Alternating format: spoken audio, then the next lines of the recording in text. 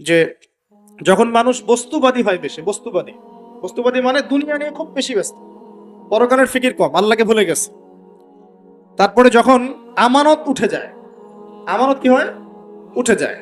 তারপর যখন গনিমতের মাল মনে করে আমানত মানুষ খেয়ে ফেলতেছে, আমানত রাখা হয়েছে, গনিমতের মাল মনে করে খেয়ে ফেল।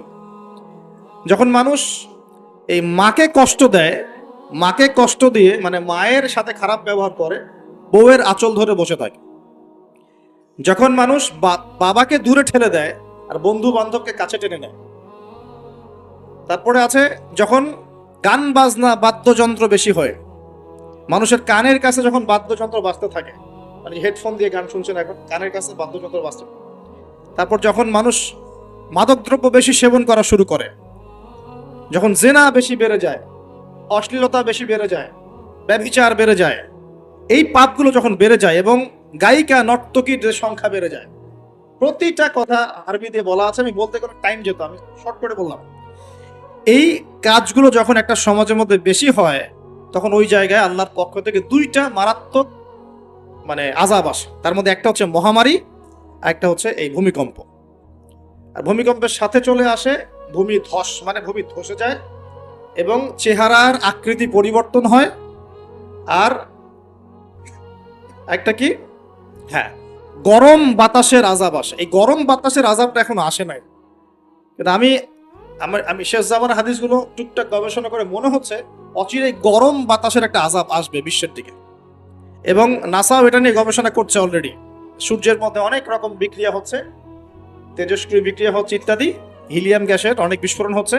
এগুলোর ওয়েভ বা ফ্লোটা আস্তে আস্তে পৃথিবীর দিকে ধেয়ে আসবে। নবীজি বলেছেন ফালিয়ারতাকিবু ইনদা যালিকা রিহান হামরা। এই রিহান হামরা কথাটা এই হাদিসের মধ্যে আছে। তিরমিজির 2211 নম্বর হাদিস এটা আছে। গরম বাতাস ধেয়ে আসবে পৃথিবীর দিকে, গরম বাতাসের আযাব, গরম বাতাসের আযাব আসবে। ওয়াজালজালা এবং ভূমিকম্প। অন্য হাদিসে আসছে সানাওয়াতু জালাজিল, ভূমিকম্পের বছরগুলো।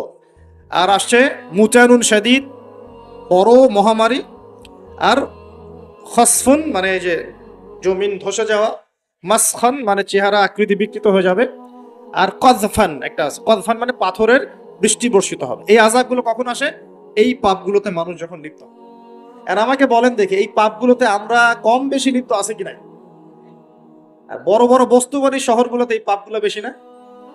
এখানে মানুষ ওই হাদিসের উপর আমল করছে। এখন কোন হাদিস? নবী সাল্লাল্লাহু আলাইহি ওয়াসাল্লামের ইন্তেকালের ৮০ থেকে ৮৫ দিন আগে একটা হাদিস তিনি বলে গেছেন, একদম শেষের দিকে, জীবনের শেষের দিকে। ওই হাদিসটাকে বলে হাদিসে জিবরিল। বলে নবীজিকে জিবরাইল আলাইহিস সালাম মানুষের রূপ ধরে এসে জিজ্ঞাসা করেছিলেন যে কিয়ামত কবে হবে। নবীজিকে জিবরাইল আলাইহিস সালাম মানুষের রূপ ধরে সবার সামনে জনসম্মুখে এসে জিজ্ঞাসা করেছেন কিয়ামত কবে হবে। নবীজি বলছেন মাত্র দুটো আলামত বলেছেন। কয়টা ভাই? দুইটা। একটা হচ্ছে আনতালিদাল আমাতু রাব্বাতুহা, দেখবে যখন দাসী মনিবকে জন্ম দিচ্ছে। দাসী মনিবকে জন্ম দিচ্ছে মানে কি? সমাজের ন্যায় অন্যায়, হক বাতিল, হালাল হারাম, এই যে মানদণ্ড সব উল্টে যাবে। হালাল হবে হারাম, হারাম হবে হালাল, ন্যায় হবে অন্যায়, অন্যায় হবে ন্যায়, হক হবে বাতিল, বাতিল হবে হক, জায়েজ নাজায়েজ, নাজায়েজ জায়েজ। মানুষ এই মানদণ্ড চেঞ্জ করে না এখন। বুঝতে পারছেন না মনে হয়? এখন সমাজে সত্য মিথ্যা, ন্যায় অন্যায়ের মানদণ্ড কি কোরআন সুন্নাহ এখনো টিকে আছে? এখন মানুষ নিজে যেটা ন্যায় মনে করে সেটাই ন্যায়, নিজে যেটাকে অন্যায় মনে করে সেটা অন্যায়, নিজে যেটাকে ভালো মনে করে সেটা ভালো, নিজে যেটাকে খারাপ মনে করে সেটা খারাপ। আল্লাহ যেটাকে হালাল করে দিয়েছেন মানুষ হারাম করে নিচ্ছে, আল্লাহ হারাম করে দিয়েছেন মানুষকে হালাল করে নিচ্ছে। হচ্ছে কি না এগুলা? তো এই যুগ চলে আসে নাই যে দাসী মনিবকে জন্ম দিচ্ছে না? মানে মানদণ্ড উল্টে গেছে। আমার কথা কি বুঝতে পারেন? মানদণ্ড উল্টে গেছে, জিনিস ভালো মন্দের, ন্যায় অন্যায়, হক বাতিলের মানদণ্ড উল্টে গেছে। বলেন তো সত্য মিথ্যার মানদণ্ড কি? আমার বুদ্ধি না আল্লাহর ওহী? কোনটা? সত্য মিথ্যা, ন্যায় অন্যায়, হক বাতিলের চূড়ান্ত মানদণ্ড কি? আমার বুদ্ধি নাকি আল্লাহ পাকের কোরআন সুন্নাহ? কোনটা? কিন্তু সমাজে কি সেটাই বাস্তবায়িত আছে 100%? 50%ও কি আছে? তো এই সমস্যাটা কি চলছে কিনা? তার মানে কি আমাদের এই বড় আলামতটা আমরা দেখছি কিনা?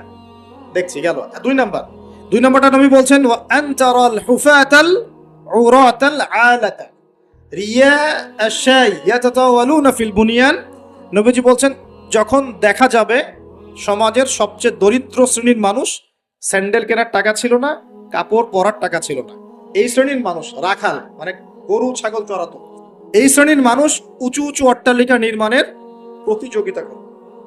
ভালো করে বোঝেন, নবীজি বলছেন না ধনীরা, সমাজের ধনীরা অট্টালিকা নির্মাণের প্রতিযোগিতা করবে, নবীজি এই কথা বলছেন না হাদিসে।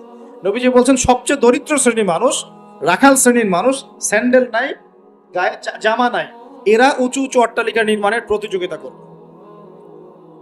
করছে কিনা? কিভাবে সম্ভব এই শ্রেণীর মানুষের অট্টালিকা নির্মাণ না নির্মাণের কম্পিটিশন করা কিভাবে সম্ভব? এক, সুদের মধ্য দিয়ে; দুই, করাপশন দুর্নীতির মধ্য দিয়ে; তিন, অন্যের সম্পদ আত্মসাৎ করার মধ্য দিয়ে। এই সমস্যাগুলো চলছে কিনা সমাজে? এরাই যখন 10-20 তলা বিল্ডিং উঠাবে তখন তো আর মানুষকে মানুষই মনে করবে না। বুঝতে পারছেন না মনে হয়? এদের তো কোনো পড়াশোনা নাই, কোনো ব্যক্তিত্ব নাই, কোনো দিনই এলেম নাই, রুচিবোধ নাই, কালচার না, সামাজিক না, এর তো মানে অসামাজিক। এরা যখন, এদের হাতে যখন আপনি সম্পদ চলে যাবে, এরা তো সাধারণ মানুষকে মানুষই মনে করবে না, গরিব মানুষকে কিছুই মনে করবে না, ও মনে করবে আমি সবকিছু। আমরা দেখেছি যার একটা বাড়ি আছে ঢাকায়, ও মানুষকে মানুষই মনে করে, মানুষকে মানুষই মনে করে না, যে মনে করে আমি আমি শহরের মালিক। হ্যাঁ, কি একটা অবস্থা মানুষের মধ্যে, যে কি অহংকার, কি আত্ম অহংকার, এই দালান কোঠার যে অহংকার, এই সমস্যাগুলো হলে আল্লাহ ভূমিকম্পে তো ধসায় দিবেন না? দেখেন নাই কয়দিন আগে কি হলো? গতকালকে যে কোটিপতি ছিল তার পরের দিন রুটি নিয়ে দাঁড়ায় আছে, গতকালকে আইসক্রিম বিক্রি করেছে নাচানাচি করে, তার পরের দিন বসে আছে, কিচ্ছু নাই। আল্লাহ পাক এই পাপগুলা দেখে সবর করেছেন, ধৈর্য ধরেছেন, ধৈর্য ধরে এক সময় যখন আল্লাহ পাকের আযাব চলে আসছে, একবারে সব সমুল। আমরা তো কারো দুঃখে খুশি না, বরং এগুলো সারা দুনিয়ার মুসলমানদের জন্য শিক্ষা। সারা দুনিয়ার মুসলমান যে যেখানে আছি, আমাদের সবার জন্য এটা শিক্ষা। এই পাপগুলোতে আমরা লিপ্ত হই, আল্লাহ পাক ছাড় দিলেও ছাড়বেন না। আল্লাহ পাক ছাড় দিবেন কিন্তু ছাড়বেন না। মানুষের মধ্যে এখন সম্পদের যে অহমিকা, গরিব মানুষকে মানুষই মনে করে, খেটে খাওয়া মানুষকে মানুষই মনে করে, রিক্সাওয়ালা যারা নিম্নবিত্ত, নিম্ন মধ্যবিত্ত, চা বিক্রি করে, পানের দোকান করে, হালাল খায়, কৃষক, এই মানুষগুলোকে এখন বড় লোকরা মানুষই মনে করে না।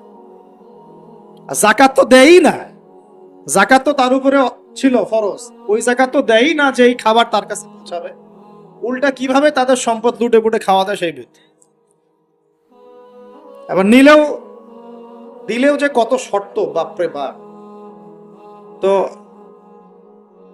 কিছুটা মনের কষ্ট থেকে বললাম কথাগুলো আর কি, যে আসলে আপনি যখন কোরআন এবং সুন্নাহর জ্ঞানী হবেন না, তখন অন্যকে সম্মান দিতে পারবেন না।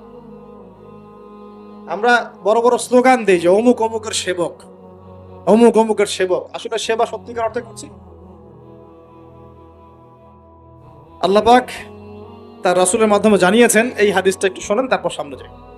আল্লাহ পাক তার রাসূলের মাধ্যমে আমাদেরকে জানিয়েছেন, শোনো, আলা কুল্লুকুম রাইন, তোমাদের প্রত্যেকে হচ্ছে দায়িত্বশীল, তোমাদের প্রত্যেকেই দায়িত্বশীল। কেউ পরিবারের দায়িত্বশীল, কেউ ব্যবসা প্রতিষ্ঠানের দায়িত্বশীল, কেউ তোমার চাকরির প্রতিষ্ঠানের দায়িত্বশীল, কেউ সামাজিক দায়িত্বে আছো, কেউ প্রশাসনে, কেউ পররাষ্ট্র ইত্যাদি। তোমাদের প্রত্যেকেই দায়িত্বশীল।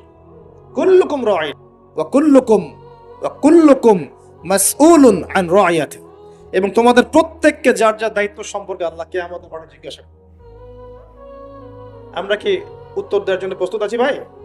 সবার আগে আমি দেখি, আমি আমার উপর দায়িত্বশীল না?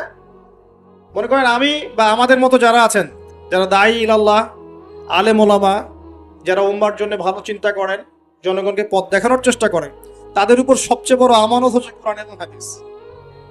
তাদের উপর সবচেয়ে বড় আমানতটা কি? কোরআন এবং সুন্নাহ, এই জ্ঞানটাকে সত্যটাকে স্পষ্ট করে দেওয়া, এইটার আলোকে সত্য মিথ্যাকে স্পষ্ট করে দেওয়া।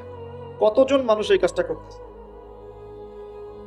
কেউ হিকমার দোহাই পেরে সত্য মিথ্যা স্পষ্ট করে না, কেউ চাকরি চলে যাবে এই ভয়ে সত্য কথা বলে, কেউ আমার এই হবে সেই হবে কত কিছু চিন্তা করে সত্যের সাথে মিথ্যা তালগোল পাকায় সময় পার করতেছে। ওয়াজ মাহফিল বাংলাদেশের দিন প্রচারের একটা অন্যতম প্ল্যাটফর্ম।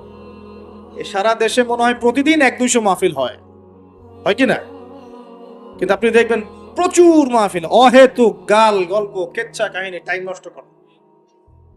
হয়তো একজন আয়োজন করেছে, ওদের টার্গেট আমি টাকা কালেকশন করব, আর বক্তাও এখানে সুযোগ নেবে, কালেকশনে এত পার্সেন্ট আমার, ঠিক আছে?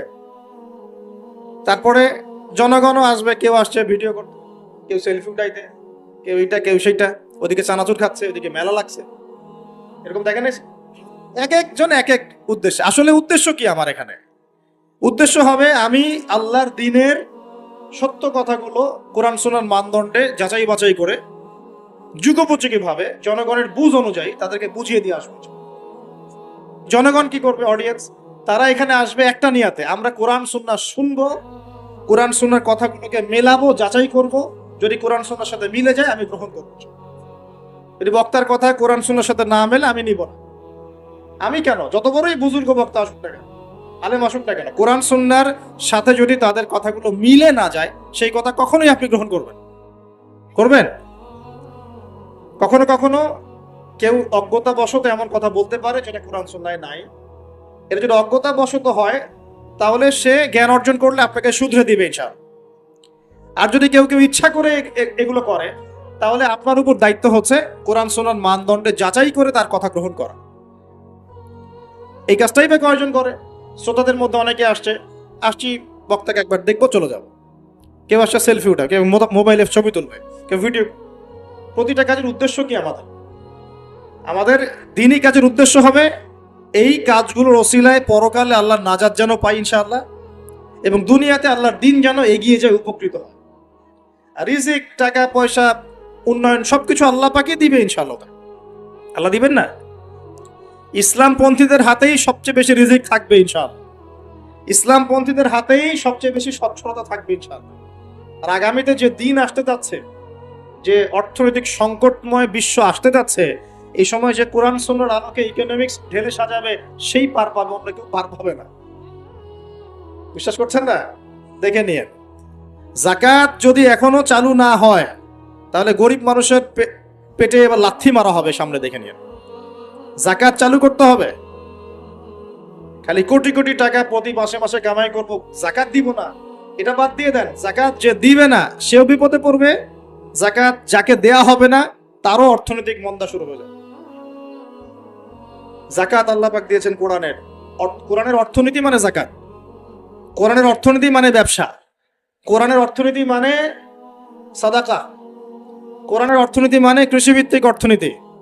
এই পুরো বিষয়গুলোর মধ্যে সারা বিশ্বের অর্থনীতি পড়ে যায়। কিন্তু এখন আমরা এগুলো সব না হলেও অনেকগুলো অংশ সরিয়ে দিয়ে সুদ চালু করে এটা দিয়ে খাচ্ছি আর কি। সুদের পরিণাম ধ্বংস হবেই হবে, আজ হোক আর কাল হোক সুদ ধ্বংস হবেই হবে। সারা দুনিয়া এখন দেখছে যে সুদ কিভাবে ধ্বংস হবে, সারা দুনিয়া এখন দেখছে সুদ কিভাবে ধ্বংস হবে। মনে রাখবেন, এর ফলে শুধু এক শ্রেণীর মানুষই লাভবান হবে। কোন শ্রেণী?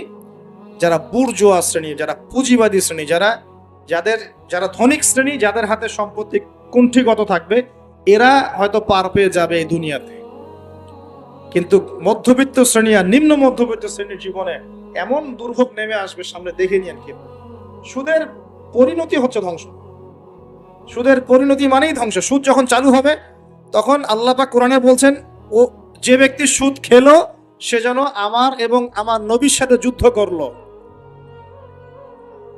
একটা বলি তাহলে বুঝবেন, সূরা বাকারায় 279-80 এই আয়াতগুলোর দিকে আছে, 79-80। আল্লাহ পাক বলছেন, ইয়া আইয়ুহাল্লাযীনা আমানু, হে মুমিনগণ, ইত্তাকুল্লাহ, তোমরা আল্লাহকে ভয় করো। আল্লাহর কথা সহজ না? তোমরা আল্লাহকে ভয় করো। ওয়াযারু মা বাকিয়া মিনার রিবা, সুদ ছেড়ে দাও, সুদের অবশিষ্ট অংশ ছেড়ে দাও, মানে সুদ ছেড়ে দাও।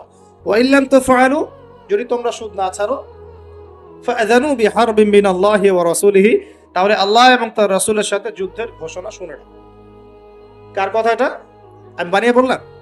আপনার কিতাব, এই কিতাব আপনার বাসায় নাই? আপনি কি এই কিতাবের জন্য জীবন দিতে চান না? যখন এই কিতাবকে কেউ অবমাননা করে আপনার তো গা জ্বলে, হৃদয় রক্তক্ষরণ হয়। কয়েকদিন আগে ওই যে সুইডেন না ডেনমার্ক, হ্যাঁ, আমি নামও ভুলে গেছি, ভুলে যাওয়াই ভালো, এগুলো মনে রাখাই খারাপ, কারণ এদেরকে মনে রাখে কি হবে?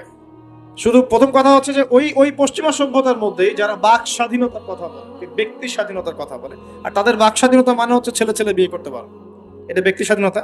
আর বাক স্বাধীনতা মানে ইসলামের বিরুদ্ধে যা ইচ্ছা তাই বলতে, ইসলামের বিরুদ্ধে যা ইচ্ছা তাই বলতে পারবে, এটা হচ্ছে বাক স্বাধীনতা।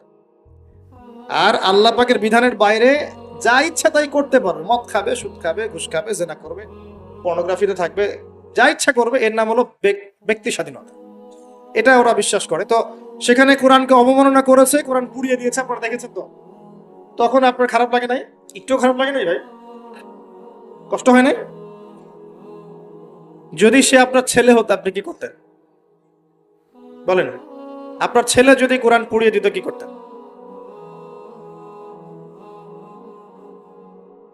এখন আমাকে বলেন, ওই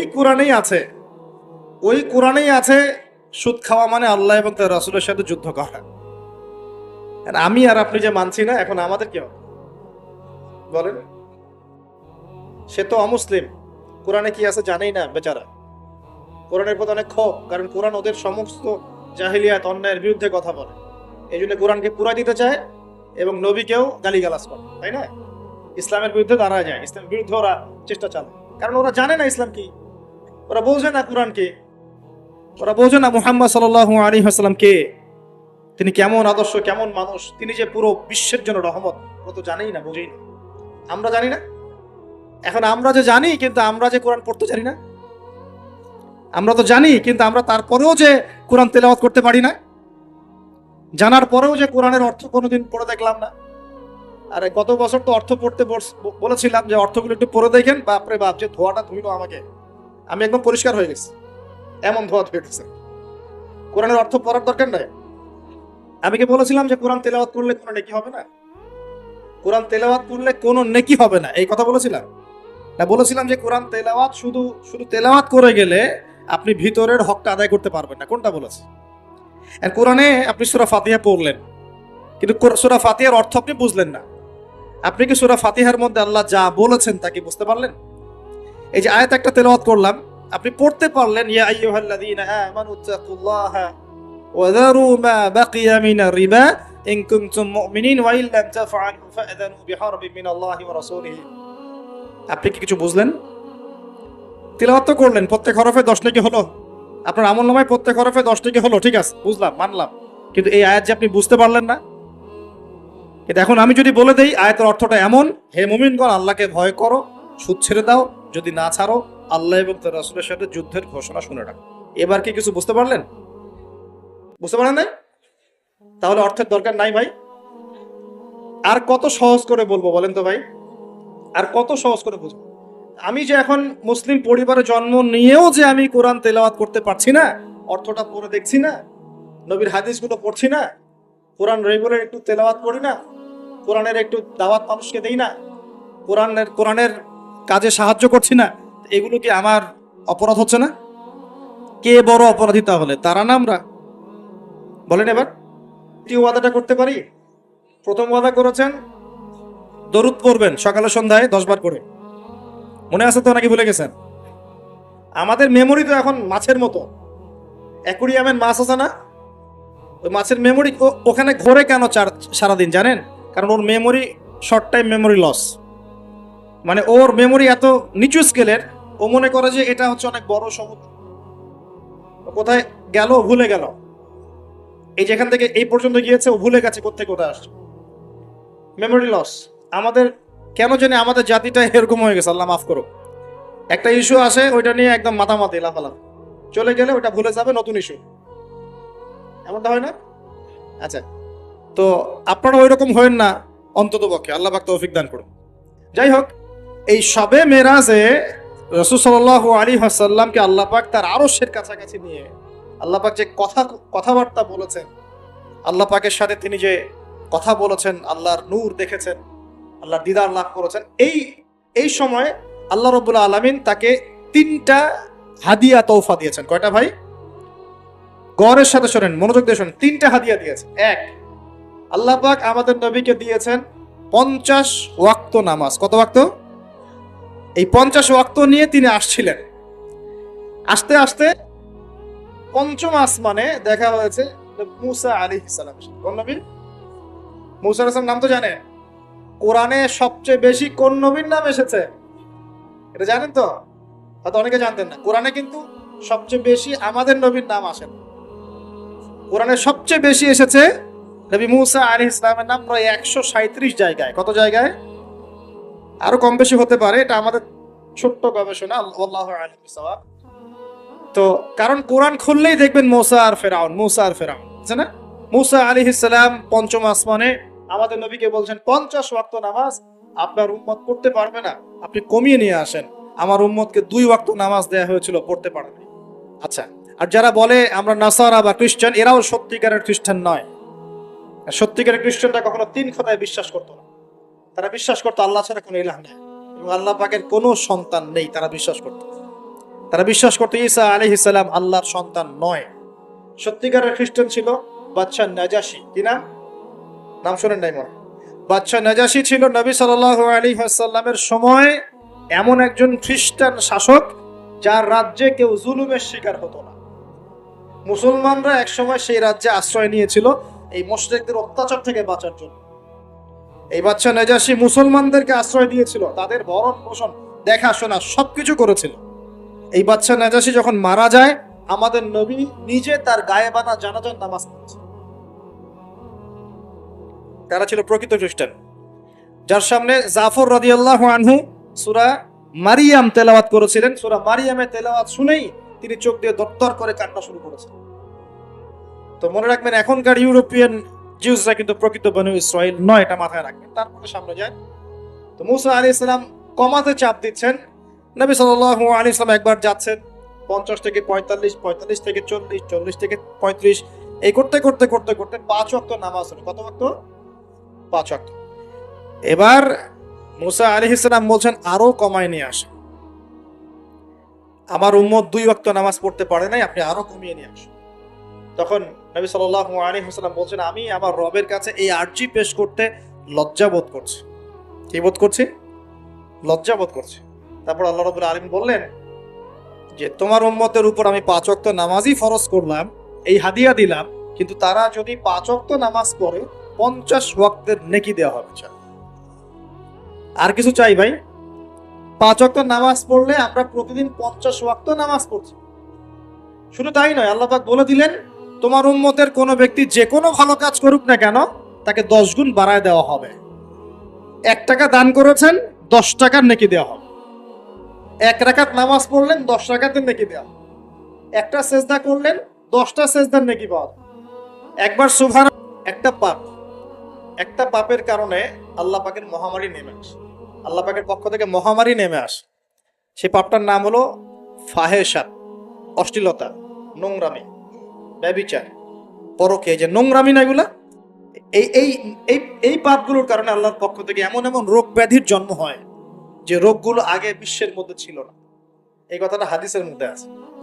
এই অবৈধ জেনা এবং ব্যভিচার, পরকে, এইসব সম্পর্কের কারণে আল্লাহর পক্ষ থেকে এমন কিছু আযাব আসে, এমন কিছু রোগ আসে, ব্যাধি আসে, মুসিবত আসে, যা এই দুনিয়াতে আগে কখনো ছিল না। আপনারা কি এইডস এর নাম আজকে থেকে 50-100 বছর আগে শুনেছিলেন কখনো? কেউ শুনেছিল? এখন আশঙ্কাজনক হারে এগুলো বাড়ছে কিনা? কোনো চিকিৎসা আছে এগুলো? তাহলে মনে করছেন এগুলো কি আল্লাহর পক্ষ থেকে আযাব না? আল্লাহর আযাব না এগুলা? আমরা এখন এমন একটা জায়গায় চলে আসছি, আসলে কি বলবো, এখনকার নিউজগুলো এমন যে কোনো জায়গায় কোনো ক্ষেত্রে দেখা যায় যে বৈধ সম্পর্ক যেগুলো আছে না, বৈধ সম্পর্ক মাহরাম, এই মাহরামদের মধ্যেও অবৈধ যৌন সম্পর্ক চলতেছে। এগুলো পেপার পত্রিকায় আসে, এগুলো দেখা যায়, অনলাইন ঢুকলে দেখা যায়। আল্লাহ পাক আমাদের সবাইকে চরিত্র পবিত্র রাখার তৌফিক দান। ভাই, চরিত্র পবিত্র রাখার জন্য একটা আমি পরামর্শ দেই, নিজেকে ভালো কাজে ব্যস্ত রাখেন। নিজেকে ভালো কাজে ব্যস্ত রাখেন, সেটা সামাজিক কাজও হতে পারে। সমাজ কল্যাণমূলক কাজ করেন না, জনসেবা করেন, মানুষের সেবা করেন, মানুষের কাছে থাকেন, সোশ্যাল ওয়ার্ক করেন। এই যে অ্যাসোসিয়েশন আছে না কিছু সামাজিক, নন পলিটিক্যাল, নন প্রফিটেবল কিছু ফাউন্ডেশন থাকে না, মানুষের কল্যাণে কাজ করেন। ইফতারের প্রজেক্ট করেন সামনে, ঠিক আছে? তারপরে শীত বস্ত্র হয়, তারপরে যে ত্রাণ রিলিফ, মানে মানুষের কল্যাণ, বৃক্ষরোপণের কাজ, তারপরে আপনার এই যে রক্তদান কর্মসূচি, এই টাইপের যে ভালো ভালো কাজ, সমাজ কল্যাণমূলক কাজ, এই সমাজ কল্যাণমূলক কাজগুলো করলে মনটা বড় হবে।